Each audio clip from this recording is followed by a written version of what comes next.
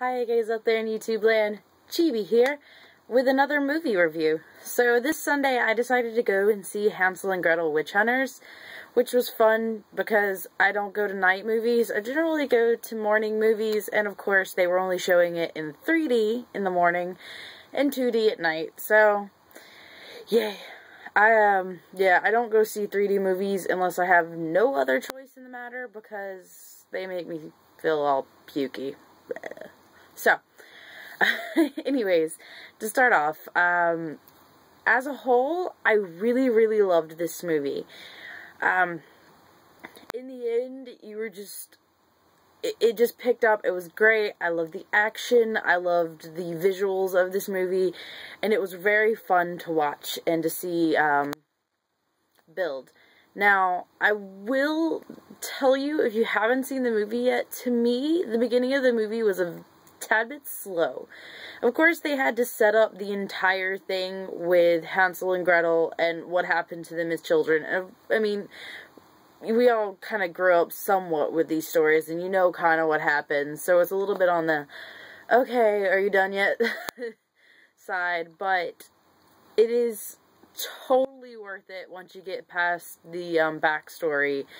And I mean, there is a point to the backstory in the end. You had to know what was going on, and it's kind of got a little bit of stuff you just, you know, have to carry the story. But all in all, I really liked the choice in actors and actresses in this movie as well. I love that Jean Grey was in this movie. I was not expecting her because I didn't do any, I didn't have any real knowledge going into this movie, so when I saw her, I was like, what's Jean Grey? What's Phoenix doing in this movie? That was really, really interesting and hysterical. I'm doing the first half of this with, as little plausible spoilers as possible, so I really liked the performance of Jeremy Renner. I love him to death. I'm an Avengers fan, and I think he did well in this movie, especially considering he does generally well in, I think, action movies anyways, so it was very on his level. In all, I really did love the look of this movie and the definite, choreographed fight scenes and everything. They were pretty awesome. I didn't really see any blatant points during, fight scenes or something where it just seemed a little bit off. You'll see every once in a while in movies if you pay attention. You can clearly see where the fist is totally not hitting who it's supposed to be hitting. But that also might be because you're a bit distracted of other things happening. So even if there was any, I think they did really well with it. And the visuals in general, they did a lot of detail work with all the things going on, all the characters. They had a lot to do, and to make all, the witches in the movie completely different from each other, and still have, this unison between all of them. It was pretty amazing, in my opinion. So, all in all, that's the non-spoiler portion of this video. I'm going to kind of go off into more subjunctive stuff about me, and then I might do some spoilers might slip. So if you haven't seen the movie and you completely don't want to know anything, click off now. So, as I do in movie reviews, if you haven't watched, how I came to see this movie is not really as much of a story as with The Hobbit. There was no grand story. Really, it was, I love the concept behind the messing with fairy tales and kind of extending them, because I definitely want to go see Jack and the Beanstalk movie that's coming out. It's Jack and the Giant Slayer, I think is what it's going to be called. And, I mean, that was enough. Just the fairy tale playoff was enough for me to want to go see it. But, of course, it was definitely pushed over by the fact that Jeremy Renner was in it.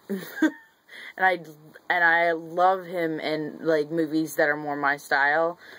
Because he does play in a lot of movies that are just straight action, and I'm not a huge fan of those. But, all in all, see, I really just, this was just kind of one of those movies that I was like, okay, if it's my style, if it's what I like to see, and it's got an actor I like in it, let's go see it. Jean Grey playing the main witch was hysterically amazing for me. I did not know it coming in at all, especially the fact that she's playing the main villain. And I absolutely hate Jean Grey with a passion. She is my least favorite X-Men, so I was like, yes! To see her get her butt kicked is awesome. Not anything against the actress, because she is amazing, but it's still, in my head, she'll always be Jean Grey. And, also, there was definite, like, immediate multiple ships in this movie that you didn't have to see the movie twice, you didn't have to anything, like, they stood out pretty well, depending on how, like, open you are to the types of ships you're willing to ship, because I am totally on the bandwagon of Gretel and Edward. It was too cute. And I was totally for a straight ship, which every time I have a straight ship, someone dies. So, I was on the straight ship with Hansel and the Good Witch. And, yeah, so, and I was on board with that.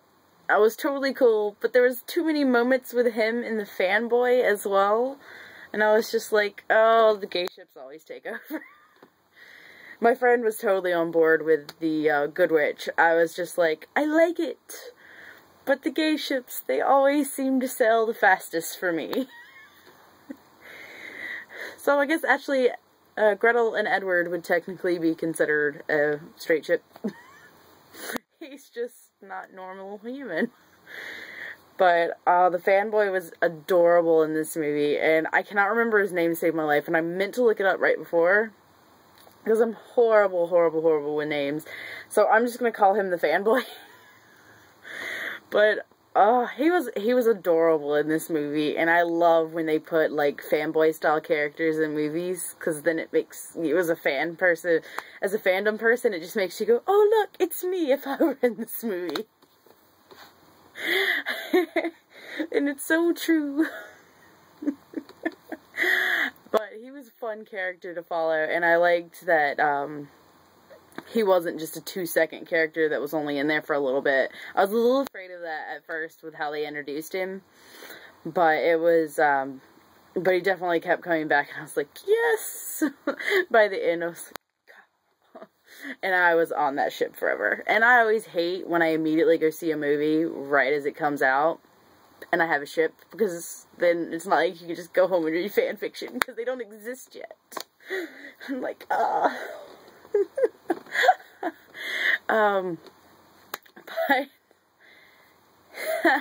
I'm sorry, pretty much, like, it was a great movie for fangirls, because Jeremy Renner's pretty much butt naked, which, when is he not butt naked? Because I know there's another movie that I've seen gifs of where he's butt naked. He decides to get butt naked in this. There's a butt naked lady for the guys in this too, so, or lesbians like me. He was like, yay! You definitely get to see, like, him completely naked in the water. I'm like, I can see the entire outline of your body. And the girl, you just get to see just total side boob, or kind of one boob, and her entire butt. And I was just like, really? Also kind of a funny thing that me and my friend talked about when we left this, the cursing in this movie was amazing. It wasn't overly done, like where they just curse up a storm. They just totally cursed at the most appropriate moments ever in this movie. It's just like, you've got to be fucking kidding me. It's like, it was perfect timing.